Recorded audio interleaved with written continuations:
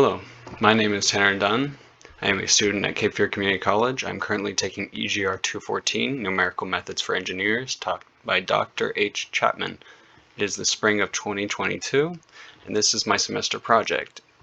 This MATLAB tutorial solution manual will be relating to physics. More so, our topic will be current and resistance, more so solving for variables and functions within RC circuits. The concept and relevant formulas that we will be referring to are in the pages from 726 to 729 of the textbook Physics for Scientists and Engineers with Modern Physics by Surrey and Jewett. Now what we're referring to is RC circuits, which are basic circuits in which we have a battery, our electromotivity force, and then we have a switch, our capacitor, and our resistor. And this switch allows us to disconnect the battery and just rely on the capacitor and what's charged in there. Therefore, we can then find charge and discharge of the capacitor as a function of time. This is the circuit diagram we will be using for all of our examples, so just keep this one in mind when it refers to any circuit diagram. This is the basic RC series circuit. Our relevant formulas we will be using is initial current at time equals 0, max charge, which is equal to capacitance times electromotivity force. By the way, I forgot to mention, our initial current is electromotivity force over resistance. And then for our final ones, we will be using current as a function of time, which is electromotivity force over resistance, times e to the negative t over RC, which is RC is resistance times capacitance, and that equals tau, our time constant, so that's negative t over tau. And then we'll also be using our equation for charge with respect to time, which is charge equals capacitance times electromotivity force, which that is, if we remember correctly, max charge, and then times 1 minus e to the negative t over tau. So for a solved example from the text, we have an uncharged capacitor, which then, when the switch is flipped to A of that first one, so when the battery is connected, that 12-volt battery and the capacitor that has a capacitance of 5 microfarads, and the resistor has a resistance of 8 times 10 to the 5th ohms. We can find our time constant, which is our resistance times our capacitance, our max charge, which is our capacitance times our EMF, our initial current, which is our EMF over resistance, and then with those we can plug those in and get our charge and current as a function of time. So for our first tutorial problem, we will be evaluating an uncharged capacitor and a resistor that are connected in series, like the previous circuit diagram above, to a source EMF. This battery has 9 volts, the capacitor has a capacitance of 20 microfarads, and the resistor has a resistance of 100 ohms.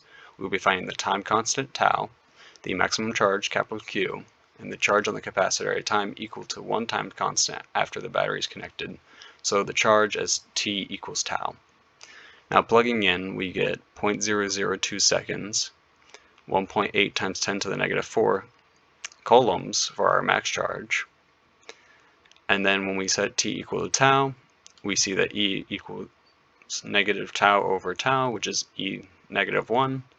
And so we times our max charge by 1 minus e to the negative 1. That gives us 1.14 times 10 to the negative 4 coulombs.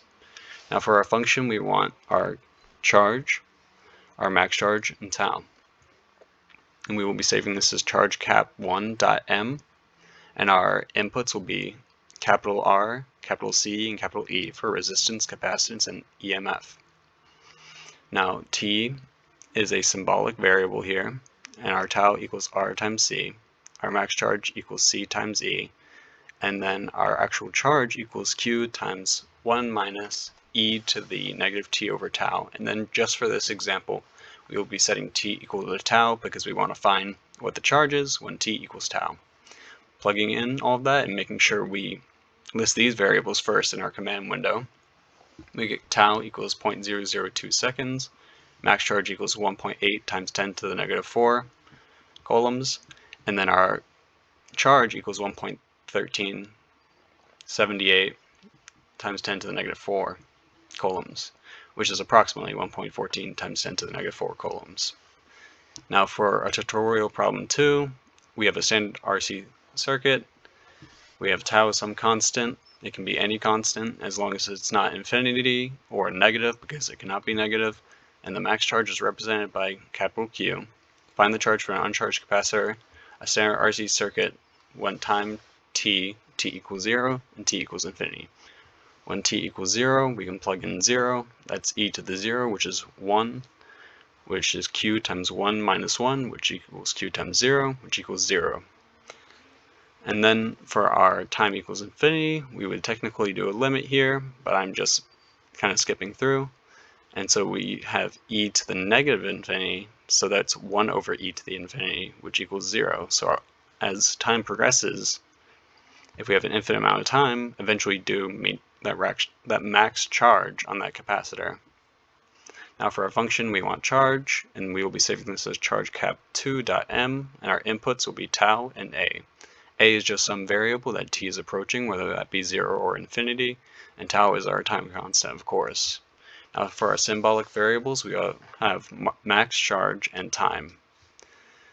So our function that we will actually be using, or what will be the main portion of this, is actually our charge equals the limit times charge, time, and our variable a, times our function with t as it goes to a.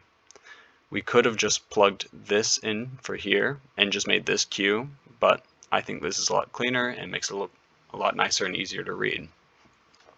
Now, our results show the exact same. As 0 seconds pass, there will be 0 charge since no time has passed, meaning the capacitor has not begun to charge, which makes sense. And then for infinity, we eventually do get q, which is representative of our max charge, which makes sense in a logical sense that as we have infinite time, we will eventually reach our max charge as it charges. Now, learning to solve for different variables, functions, and expressions that correlate to RC circuits is a useful base of knowledge that identifies the relations between these components and how certain variables can change the outcome greatly. Capacitors and resistors generally are just a huge part of the 21st century and all of the technology that we use today. Knowing how these components work and the applications they have in modern engineering is a vital piece in strengthening our designs as engineers, but also understanding and being able to work with each other on R&D teams with engineers from all disciplines.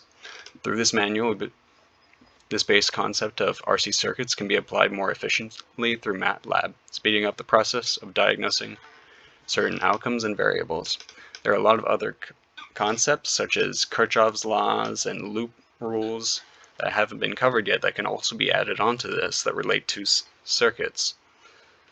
But we have not had time to cover this, but hopefully you have learned a little bit about RC circuits and how to properly diagnose them and get certain variables. Thank you for your time and attention.